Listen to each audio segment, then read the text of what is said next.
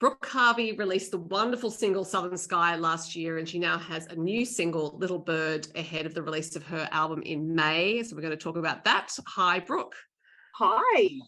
Great to meet you. And I so love listening to your songs. You have this wonderful, emotional, impressive sound. So I'm going to start with Southern Sky, even though that was last year's single. It's such a powerful song. What is the story behind it? I had this idea about finding bones and bringing someone back home. And I guess it was from the perspective of a soldier that had been lost in the battlefield. And so, yeah, it kind of just wrote itself very quickly and from thin air, really. And that's how the song came to be. Do you tend to collect ideas for songs when they pop up, so you just note them somewhere and then go back to them if you're still thinking about them?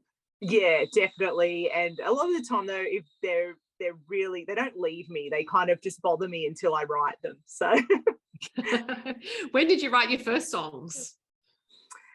You mean like big end songwriting? First ever, like, yes, yeah, first ever songs. First ever. Yeah, look, from quite a young age, I started playing guitar around the age of 8.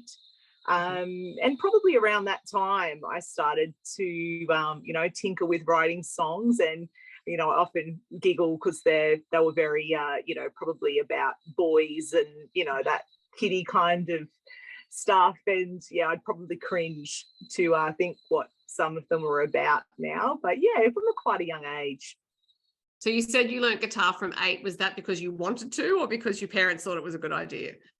Well, my stepdad played guitar, and I just took an interest in it. And that was it. I did lessons for maybe a month, but I found the reading music, and I really shouldn't say this, but it really bored me, and I found it really frustrating. So I just, like most guitarists, probably 3 chords and you're away. So that was enough for me.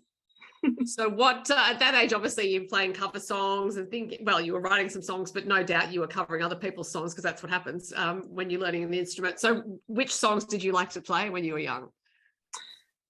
Oh, gee, it was really varied. I loved a lot of the country classics, Patsy Cline was one of the ones I used to listen to as a young girl, play a little bit of Patsy Cline, and, Lucinda Williams, Mary Chapin Carpenter.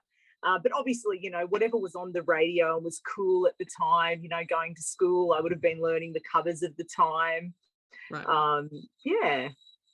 So did you learn to sing so that you could play and sing at the same time? I think it's just something that evolved naturally. I think I always loved to sing. I actually used to sing before I could play guitar. So my mum and my stepdad, would tell me that as a young girl, we used to live quite away from the city. We were in the country at the time, and I'd often just sing on the car trips, to pass the time. And that's where it really started. I think I always loved to sing from a very, very young age. And then, yeah, as I got to around the age of 8, picked up the guitar. So it was kind of wonderful because I could do both then. Yeah. So just back to your songwriting, do you usually write songs on your own?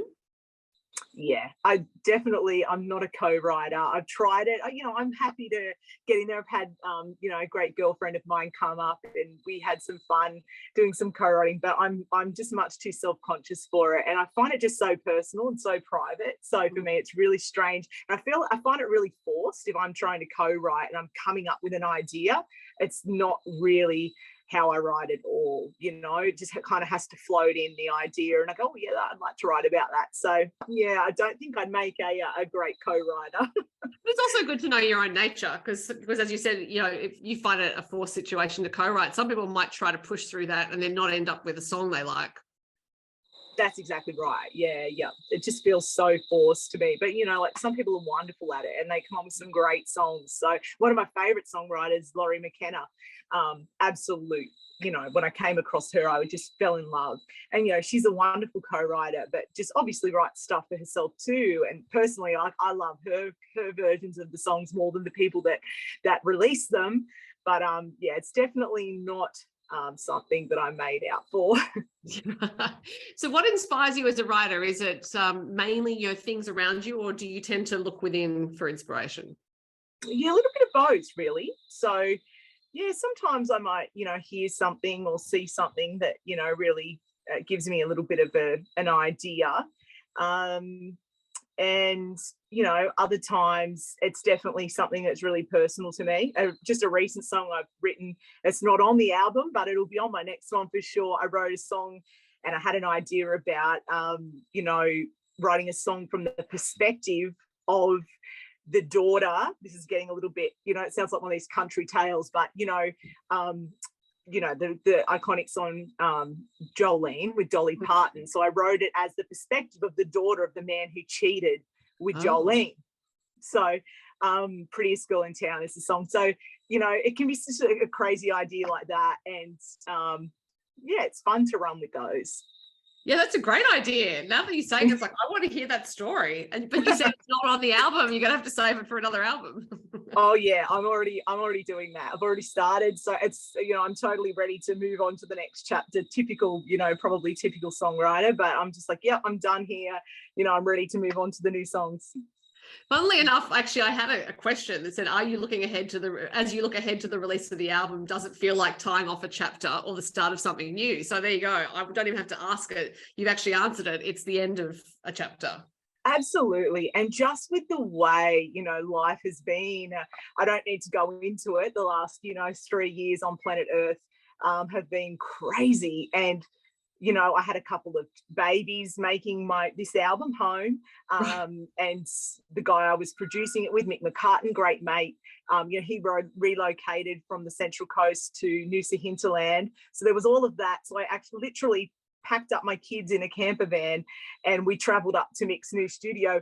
And, you know, I laugh when I think back because, you know, I was tracking vocals at 2 a.m. in the morning and my husband would be ringing me from the camper van going, you know, such and such is awake. You're going to have to come back to the camper van because, you know, they'd cry without me. They were so little. So, you know, it was actually made it so fun. But when I look back, it was really big and I'm ready to, you know, see it come home. Yeah. You know, were you also trying to navigate border closures? Because if he'd moved to Queensland. I was so lucky. I just finished the album literally January 2019. Couldn't believe it. So I had it all recorded, ready to go. And then obviously, you know, there was no point bringing out an album in late 2019, 2020. I just thought, you know, I've worked this hard. I've, you know, been slogging away at this and there's no point bringing something out I can't, you know, go and promote or play a gig or so. Right. I didn't realize it was that long. I knew you'd had some delays due to the pandemic, but I didn't realize you actually had finished the album 4 years ago. Yeah, pretty well. You know, it was pretty well ready to look. You know, there was probably within that 2019, obviously it was getting, you know, mixed down, mastered, but 2020, it would have been ready to go. So I'm really, as you can hear from that, I'm ready to set this out into the world. And I've got another album ready to go, but it's, you know, it's lovely to finally get there across the finish line. Yeah. As you perform songs from this album though, are you rediscovering some things about them because it has been a while since you recorded them? Yeah, definitely. I mean, look, I still love playing them as much as I ever did. I really do still love playing all of the songs. And yeah, you know, they're still really special. Yeah. Now, the new song is Little Bird. What was the inspiration for that? I wrote Little Bird. As I said, you know, this album's been bubbling along for a really long time. And Little Bird was a song I wrote many years ago. I've written them over many years. And, you know, life obviously just happens. And I was kind of plugging away, doing it in between. Little Bird, at the time I wrote this song, I had an auntie who was battling cancer. She lost that battle sadly. And she was a mother of 2 young daughters. And I think that was kind of the inspiration where that song came from. And it was kind of, you know, the bird is really a metaphor, you know, for all these emotions we feel in life. And it was kind of writing it from a place of comfort, you know, to anyone going through that kind of hard time in life. So that's where the song really, really stemmed from. There's a very distinctive person's voice, or distinctive voice from a distinguished person, I should say, on the backing vocal, and that is Kasey Chambers. So how did you come to have that recording from Kasey? Look, I was so blessed to have Kasey do the harmony on that song for me. I would play Little Bird at a few little open mic nights that Bill would do on the Central Coast, and Kasey obviously would, pop up from time to time and sing a beautiful harmony on the song. So when I recorded it, I was kind of like, I don't know, how can anybody else do that harmony now? So, Kasey was kind enough to say yes, and she's just wonderful, very encouraging, and just such a giving person. Yes, because I do remember now, pre-pandemic, there were Chambers family gatherings on the Central Coast. I suppose that's not happening now, unfortunately. No, it's but the Central Coast does have a very vibrant music scene, so hopefully there are other things taking place. And you as a performer have been in the world since your early teens at least, because you were unearthed on Triple J at 14. So by the time that happened, how many shows had you done, and were you playing around festivals and things like that? Yeah, look, at the time I was, just around that time when I was unearthed, I was just doing local kind of little festivals around Newcastle, and I used to do some little songwriter nights again, open mic nights. That's how I kind of started out, with some wonderful people who really encouraged me along. And then, I've done a lot of, the covers, just bread and butter, plugging away in the smoky bars back then. Can you believe it? Not anymore.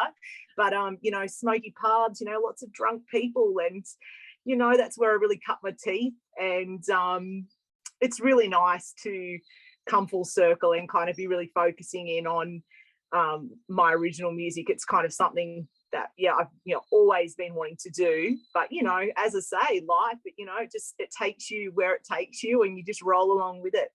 Yeah, when you're playing those sorts of shows, smoky bars as they used to be, but often in those environments, people are talking, they're not paying attention. Is it hard to keep the faith, I guess, with the path you've chosen? Because as a musician, you obviously want to have an audience and an attentive audience.